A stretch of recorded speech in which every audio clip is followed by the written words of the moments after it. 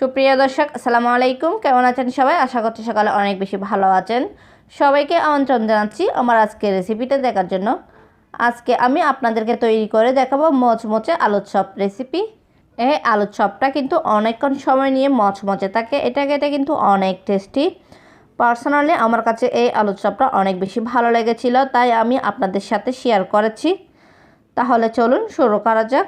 প্রথমে আমি এখানে দেখেন 1 কাপ বেসন নিয়ে নিচ্ছি। দেখেন বেসনগুলো আমি একটা বাটিতে নিয়ে নিয়েছি। আমি এখন শুকনা মশলাগুলো দিয়ে দিচ্ছি। তার মধ্যে আমি 1 টেবিল চামচ শুকনা লঙ্কার গুঁড়া দিয়ে দিচ্ছি, 1 টিস্পুন হলুদের গুঁড়া দিয়ে দিচ্ছি, 1 টিস্পুন জিরার গুঁড়া দিয়ে দিচ্ছি, 1 টিস্পুন বেকিং পাউডার, স্বাদ অনুযায়ী লবণ দিয়ে দিচ্ছি। দেখেন সবগুলো দেওয়ার সঙ্গে একটু ভালো করে মিক্স করে নিচ্ছি। দেখেন মিক্স করা হয়ে গেছে। দেখেন এখানে আদা এবং রসুন দুটোটা একসঙ্গে মিক্স করে 1 টেবিল চামচ দিয়ে দিয়েছি। দেখেন দেওয়ার পরে আমি আবার একটু ভালো করে মিক্স করে নিচ্ছি। দেখেন মিক্স করা হয়ে গেছে। আমি দেখেন এখানে নর্মাল পানি নিয়েছি। এখন অল্প অল্প পানি দিয়ে আমি বেসনের ব্যাটারটা তৈরি করে নিচ্ছি। এই আলু চপটা খেতে কিন্তু অনেক মজা, যা ইফতারের 2-3 ঘন্টা আগে তৈরি করলেও কিন্তু এর ফুলকো ভাব বা মচমচে ভাবটা একটু কমবে না। দেখেন ব্যাটারের ঘনত্বটা কীরকম রেখেছি আমি এখন এটা একপাশে রেখে দিচ্ছি। আমি পরের স্টেপে চলে যাচ্ছি। দেখেন আমি আলুগুলো আগে থেকে সিদ্ধ করে রেখেছিলাম। দেখেন আলুগুলো সিদ্ধ করার পরে কিন্তু আমি একদম চুলার উপর শুকিয়ে নিয়েছিলাম। তারপর শুকানোর পরে আমি ছিলে ভালো করে পরিষ্কার করে নিয়ে আসছি। যদি আলুতে পানি থাকে তাহলে আলুর চপটা মচমচে হবে না, তার জন্য একটু শুকিয়ে নিতে হবে। দেখেন আমি এরকম একটা গ্রেটার নিয়েছি। আমি আলুটাকে এখন গ্রেট করে নিচ্ছি। দেখেন সম্পূর্ণ আলুটা আমি গ্রেট করে নিয়েছি, একদম মিহি করে গ্রেট করে নিয়েছি। এখন আমি এখানে পেঁয়াজের বেরেস্তা দিয়ে দিচ্ছি 1/2 কাপ। দেখেন আমি এখানে কিন্তু পেঁয়াজের বেরেস্তা ব্যবহার করেছি, সেটা আমি আগে থেকে করে রেখেছিলাম। আমি 1/2 কাপ পেঁয়াজের বেরেস্তা দিয়ে দিয়েছি। 1 টিস্পুন ম্যাগি মশলা নিয়েছি, 1 টিস্পুন জিরার গুঁড়া নিয়েছি, 1 টেবিল চামচ চিলি ফ্লেক্স নিয়েছি, আমি স্বাদ অনুযায়ী লবণ নিয়ে নিয়েছি। সবগুলো এখন এখানে দিয়ে দিচ্ছি।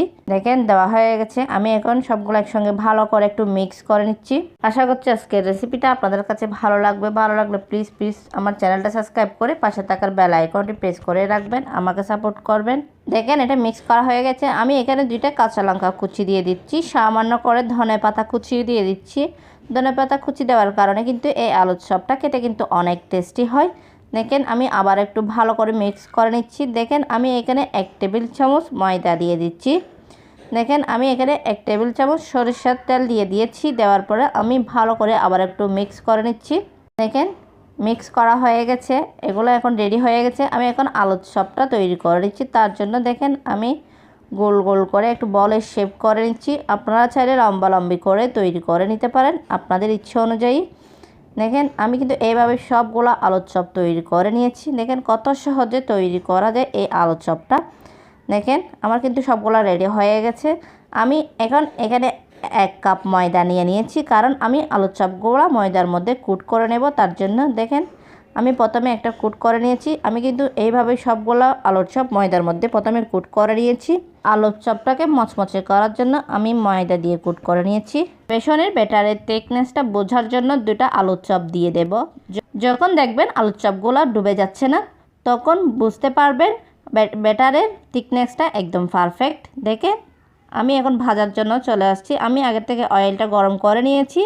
আমি এখন আলুর চপটা দিয়ে দিচ্ছি। দেখেন আমি একটা আলুর চপ দিয়ে দিয়েছি। চুলার ফ্লেমটা কিন্তু আমি একদম লো মিডিয়ামে রেখে ভেজে নিচ্ছি।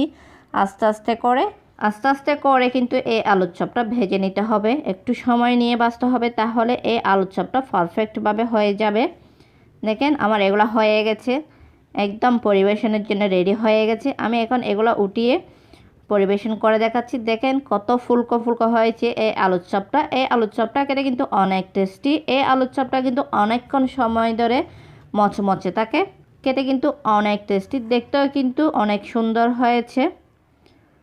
আশা করছি আজকের রেসিপিটা আপনাদের কাছে ভালো লেগেছে। ভালো লাগলে লাইক, কমেন্ট এবং বেশি বেশি করে শেয়ার করবেন। আর আজকের রেসিপিটা আপনাদের কাছে কেমন লেগেছে অবশ্যই কমেন্ট করে জানাবেন।